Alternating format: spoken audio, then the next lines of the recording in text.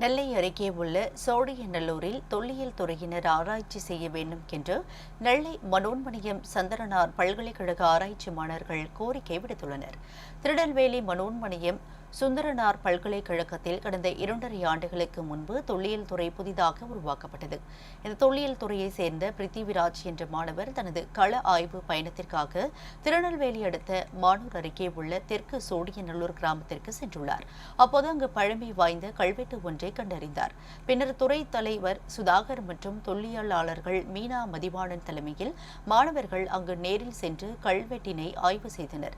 அப்போது அந்த கல்வெட்டு 453 ஆண்டுகள் முன்பு நிறுவப்பட்டது என்றும் அதில் கோயிலுக்கு நிலம் தானம் செய்யப்பட்ட தொடர்பான விவரங்கள் எழுதப்பட்டிருப்பதும் தெரியவந்துள்ளது. பின்னர் அருகில் சென்று பார்த்தபோது ஏராளமான பீரங்கி குண்டுகள் சர்வசாதாரணமாக கிடந்ததைக் கண்டு மாணவர்கள் அதிர்ச்சியடைந்தனர்.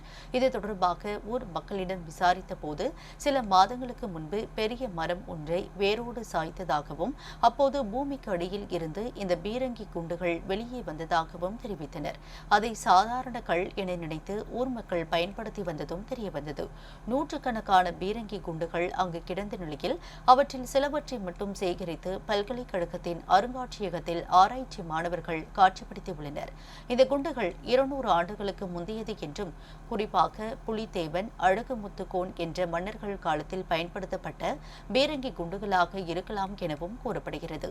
இது குறித்து பேசிய தொல்லியலாளர் மதிவாணன், இந்த இடம் மிகப்பெரிய உற்பத்தி செய்யும் இடமாக இருக்கலாம் அல்லது போர் நடந்த இடமாக இருக்கலாம் என்று தெரிவித்தார்.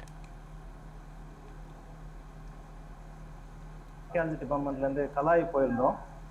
அப்போ இந்த தெற்கு செழியனூர் அப்படின்ற ஊருக்கு கலாய் போயிருக்கும்போது என்னோட மாணவன் கலாய் போயிருக்கும்போது நான் கூட போயிருந்தோம். கோயில் பாகம் உடஞ்சி கிடந்த பார்த்தோம். ஸோ அது என்ன சொன்னாங்க அப்படின்னு அவங்க கிட்ட நான் விசாரிக்கும் போது அந்த இடம் பெருமாள் கோயில் இருந்ததாகவும் அந்த பெருமாள் கோயில் இடிஞ்சு போய் அந்த செதிலமடைஞ்ச சில பகுதிகள் மட்டும் காணப்பட்டது. நான் தேடி பண்ணும்போது ஒரு கல்வெட்டு கிடைச்சது, ஒரு தூண் கல்வெட்டு. ஒரு தூண் 4 பக்கமும் கல்வெட்டு இருக்க மாதிரி கிட்டத்தட்ட ஒரு 450 வருஷத்துக்கு முன்னாடி உள்ள கல்வெட்டு. அது தமிழ் கல்வெட்டு தான், தமிழ் கல்வெட்டு. சில கிரந்த வார்த்தைகளும் இருக்காது. நான் கலாய்வு பண்ணும்போது இது மாதிரி பீரங்கி குண்டு இருக்குதா அப்படின்னு சொன்னாங்க. இது மாதிரி ஒரு நிறைய கல் கிடைக்குது அப்படின்னு சொன்னாங்க. இதை பற்றி அவங்களுக்கு அந்த ஊர் மக்களுக்கு சரியா புரிதல் இல்லை. நாங்கள் போய் பார்க்கும்போது என்ன சொன்னாங்க அப்படின்னா, இது நிறைய கல் இது மாதிரி கிடைக்குது, அதை உண்டி இந்த இது வச்சு அடிக்கிறதா அப்படின்னு சொன்னாங்க. பசங்க விளையாடிட்டு இருந்தாங்க. நாங்கள் தேடி பார்க்கும்போது எங்ககிட்ட ஒரு 3-4 இந்த கல் கிடைச்சிது. அவங்க சேமிச்சு வச்சிருந்தாங்க. ஊர் மக்கள், பொதுமக்கள் அவங்க நிறைய கொடுத்தாங்க. இது என்னன்னு பார்க்கும்போது இது பீரங்கி குண்டு. நான் நிறைய அகழாய்வு பண்ணியிருக்கேன். அகழாய்வு பண்ணியிருக்கும் போது அங்கே சில இடங்கள் ஆலம்பரை கோட்டை அப்படின்னு ஒரு இடம், அப்புறம் வல்லம் போன்ற இடங்கள் அகழாய்வு பண்ணியிருக்கு. அங்கே இது மாதிரி இடங்கள் நிறைய கிடைச்சிருக்கு. இது மாதிரி பீரங்கி குண்டு கிடைச்சிருக்கு. ஸோ இதோட காலம் 17 18 19 நூற்றாண்டாக இருக்கலாம். இன்னொன்று அதிக எண்ணிக்கையில் கிடைக்குது. ஒரு பெரிய ஒரு ஸ்டோரேஜாக கிடைச்சிருக்கு. அது நான் சேகரித்து வச்ச இடமா இல்லை அது உற்பத்தி செஞ்ச இடமான்னு தெரியல. நான் மேலும் ஆய்வு செய்யணும். இப்போ அந்த ஊர் பேரை வச்சு அந்த ஊர் ஒரு இடைக்காலம் ஒரு 1000 வருஷத்துக்கு முன்னாடி உள்ள ஊராக இருக்கலாம். தெற்கு செழியநல்லூர். நல்லூர்னா நல்ல சிறப்பான ஊராக இருக்கும். சொன்னால் அதை கலாய்வு செய்ய வேண்டியதாக இருக்குது. கலாய்வு செய்யும்போது அதனோட வரலாறு நான் முழுமையாக சொல்ல முடியும். நன்றி. இது அந்த பீரங்கி குண்டு என்னன்னா, இப்போ நீங்கள் நிறையா பீரங்கி பார்த்துருப்பீங்க. ஒரு இரும்பு மாதிரி ஒரு பைப் இருக்கும். அதில் பீரங்கி இதை போட்டு இது பண்ணுவாங்க. பல்வேறு சைஸில் கிடைக்குது. பீரங்கி தமிழ்நாட்டில் பல்வேறு இடங்கள்ல பல்வேறு சைஸில் கிடைக்குது. இதனோட சைஸ் கம்பேர் பண்ணும்போது சின்னது தான். இந்த பீரங்கி குண்டு இது ரொம்ப சின்னது. மேபி கையெறி குண்டு அளவு கூட இருக்கலாம். அது மாதிரி யூஸ் பண்ணும். இங்கே ஏதோ போர் நடந்திருக்கும், அதான் இருக்கலாம். அதான் இது கருதுகோள் தான். இன்னும் ஆய்வு செய்ய வேண்டியது இருக்கு. இப்போதைக்கு இது கிடைச்சிருக்கு, தகவல் சொல்றோம், அவ்வளோதான். இங்க என்ன நடந்ததை வச்சு நாங்கள் சில இதை யோசிக்கும் போது பிரிட்டிஷ் பீரியட் தான் 18ஆம் நூற்றாண்டில் நடந்திருக்கும். இன்னும் நாங்கள் அதை ஆய்வு பண்ணிட்டு இருக்கோம். நான் ப்ரொஃபஸர் சுதாகர், மனோன்மணியம் சுந்தரனார் மெஸ்ஸில் பணியாற்றிட்டு வரேன். போன ஞாயிற்றுக்கிழமை மாணவர் பிருத்திவிராஜ் களல் ஆய்வு செய்யும்போது ஒரு 2 சிலைகளை கண்டுபிடிச்சார். அது சதிகள் ரொம்ப அழகாக இருக்குன்னாரு. சரி, ஞாயிற்றுக்கிழமை தானே, ஒன்று அவரை போய் அந்த இடத்த போய் பார்த்தோம். அப்போ அந்த சிலைகள் பார்க்குறதுக்கு ரொம்ப அழகாக இருந்தது. அப்புறம் பக்கத்தில் ஒரு கல்வெட்டு வேறு இருந்தது. அந்த கல்வெட்டு பெருமாள் கோயில் கல்வெட்டு அப்படின்னு சொல்கிறாங்க.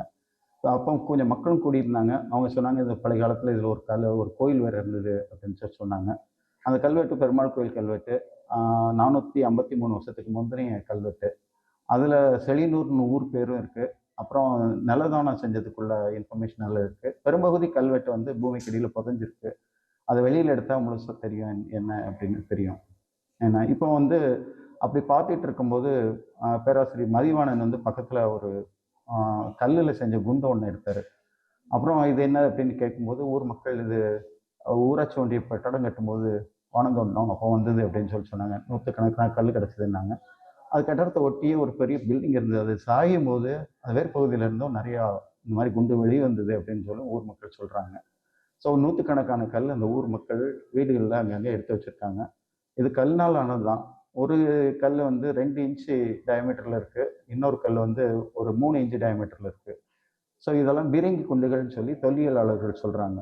ஸோ நிறைய இருந்திருக்கு இந்த குண்டுகள். அப்போ இது ஊர் மக்கள் இன்னொன்று என்ன சொல்கிறாங்க, இந்த ஏரியாவில் ஒரு கோயிலும் இருந்ததுன்றாங்க, ஒரு கோட்டையும் இருந்ததுன்றாங்க.